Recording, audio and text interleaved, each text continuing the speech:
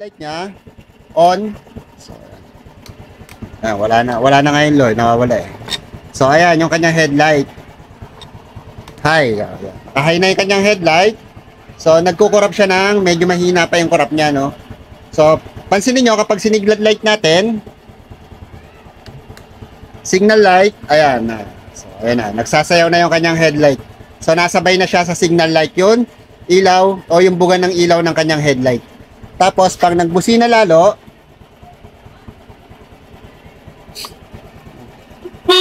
passing na. Passing na, nagiging passing na yung kanyang headlight.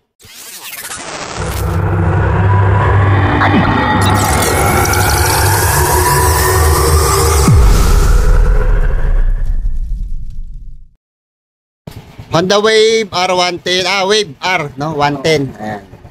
So ang problema nito ay yung kanyang wiring connection. So ang kanyang voltmeter nagre-reading ng, so ayan, 10 volts lang, 10.7. Pag nired mo,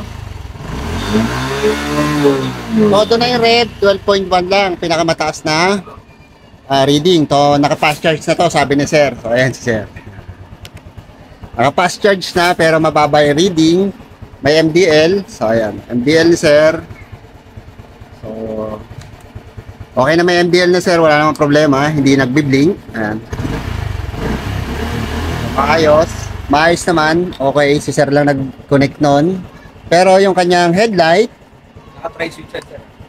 Headlight niya on. So, wala na ngayon Lord, nawawala eh. So ayan yung kanyang headlight.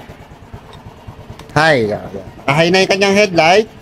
So nagko-corrupt siya ng medyo mahina pa yung corrupt niya, no. So pansinin niyo kapag siniglat light natin,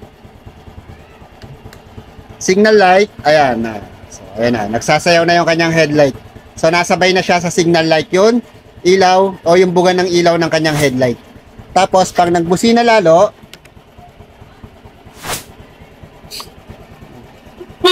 passing na. Passing na, nagiging passing na yung kanyang headlight, sumasabay na sa busina. So ibig sabihin nun, nagkukulang na yung supply ng kuryente at nag-aagawan na sila ng signal light, headlight at saka ng kanyang busina. So ang gagawin natin, ayusin natin yung wiring. Sabi ni sir, i-advance full wave, no? Convert na yun sa power line, mga ka-workshop. So kakakalas na natin yung buong pairings ng kanyang motor at i-rewire natin kung ano man yung mga nakalagay sa kanyang motor tulad ng MDL. Tapos ayusin natin yung pagkaka-battery operated ng kanyang headlight para hindi na sumabay sa kanyang signal light at busina. So yung mga ka-workshop, so medyo matagal to dahil kakalikutin natin yung buong wiring harness nito, mga ka-workshop. So Wave R110, naka-fast charge siya. So ito, nung binuksan natin dito, ito ganito ang ginawa. Itong kanyang yellow wire, so ayan, dapat na ito ang magkaruktong. So tinanggal niya. So pag tinanggal mo yan, magiging fast charge ng motor mo. Kaya lang nagkakaroon ng problema, nawawala na yung limiter ng iyong charging system. So kahit na puno na yung battery mo, continuous pa rin siya nagcha-charge dahil yon ang ginagawa ng fast charge, no? Ganun ang nangyayari. Meron naman proper way ng pagpa-fast charge, mga ka-workshop. So ngayon lang papakita lang natin, awareness lang. Ginawa niya to, tapos dinuktungan niya ng wire. Ayan, inipit lang niya rito.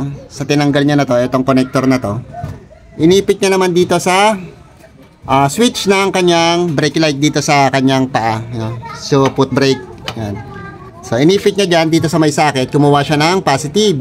Kaya ginawa naman ginawa yon dahil para maging battery operated na yung kanyang motor. So yon, hindi ka na magba-battery operated sa head, dito ko na nag-battery operated. Kasi nga itong yellow wire na galing sa stator coil, ang karuktong niyan sa ating motor or sa harness natin ay yung headlight. So pag tinanggal mo yan, mawawalan ng supply yung headlight mula sa stator coil. Additional ka ng wire at ilalagay mo sa positive, masusupplyin siya ng positive, automatic positive na galing na sa battery o accessory wire na yun, magiging supply niya sa headlight. So ganon. So ang gagawin mo na lang, lalagay ka na lang ng switch doon para magkaroon ng on-off ang iyong headlight. So ganon ang ginawa ng sir. Ang sa akin lang, dapat hindi ganito, mga ka-workshop. Kung magtatap kayo, ganito ang gagawin nyo. Mas maganda na talupan nyo to, tapos i-intact nyo yung inyong wire na ilalagay, yung additional wire nyo. Yan.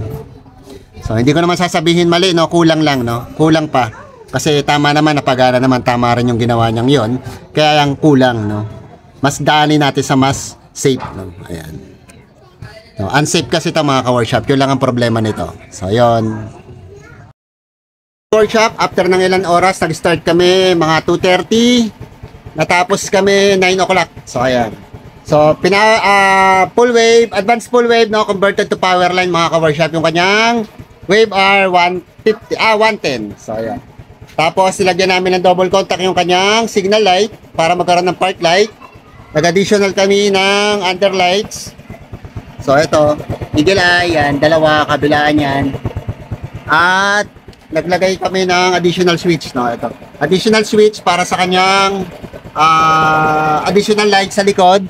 At yung itong switch na ito naman ay para naman sa kanyang park light. So, pag inon mo yung park light, so, ayan. So, ayan yung park light niya. Double contact yan mga ka-workshop. Pag signal light mo, so, ayan. Tapos kabila, signal light. So, double contact. Off natin. Tapos yung kanyang additional light sa likuran.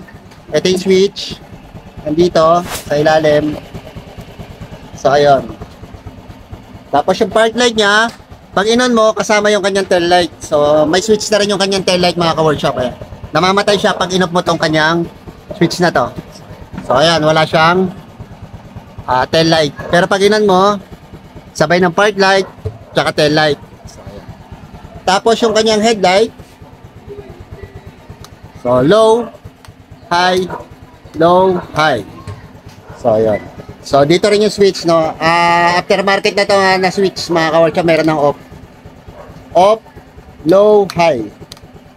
Tapos yung kanya MDL, ang low, kulay yellow.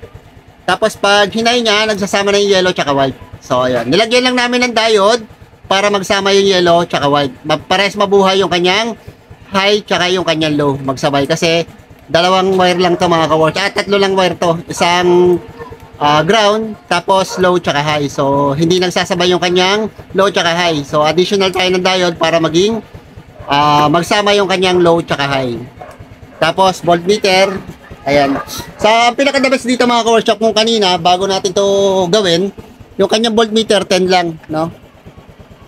10 lang yan yung kanyang voltmeter. Pero ngayon, standby, naka-idling, 12.7.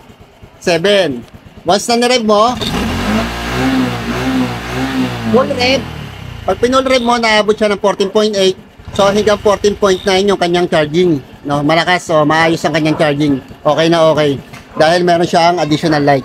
Tapos yung pagka-battery operated nito, sinama na natin sa advanced full wave power line. So, kanina, pag on yung kanyang headlight, pag inon niya kanina yung kanyang headlight, nagkukurap-kurap once na nag-signal light siya. No, ngayon, inon natin yung kanyang headlight. Tapos signal light tayo. So, ayan, wala nang kurap yung kanyang headlight. So, ayan si sir. So, sir na. Yan si sir. So, ayan, okay na mga ka-workshop. So, on natin lahat. Naka-high, MDL. High na MDL, naka-high din yung MDL. So, ayan. Tapos, signal light. Park light. On natin park light. Tsaka yung kanyang additional light. So, on lahat siya, mga ka-workshop, kung makikita nyo, maayos, walang fluctuation na nangyayari sa kanyang mga ilaw. So, yung kanyang MDL, ayos na ayos. Kanyang headlight, okay na okay, kahit naka-signal light, wala nang fluctuation. Ayan, magbusina tayo. So, ayan, walang fluctuation na nangyayari.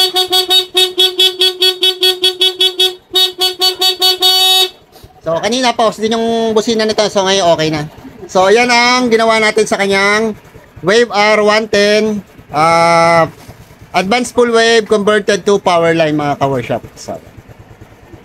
So, voltage niya, natural, bababa kasi naka-idling lang siya tapos bukas lahat ng ilaw niya pero wala namang fluctuation. Natural na bumaba yan. Pero hanggang 11.8 hanggang 12. So, yan. Pero pag nag-rev ka, pa-enter ka na. Check ka mga ka-workshop. So, yun lang. So, ang tagal nang hinintay ni sir, no? Dinayo pa tayo. Taga saan kayo, sir? San Mateo pa ako. Nakasan. Kaya ko pa si Sir. Dapat kay Sir Jello. Husay. Salamat, sir. So, ayan, taga Santa Mateo pa si sir. So, ginabi na kami talaga.